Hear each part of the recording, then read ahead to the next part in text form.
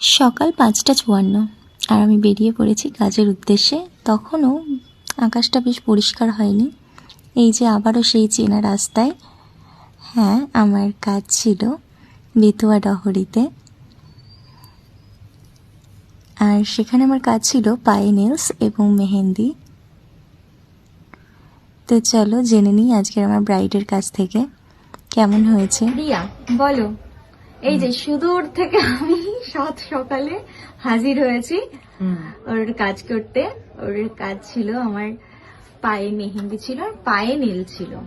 এই যে এটা হচ্ছে মেহেন্দি আর নীল।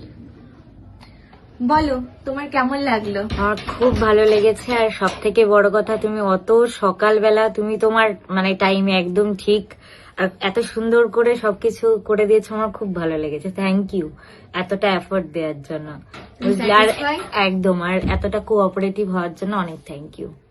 Thank you, welcome. চলো টাটা।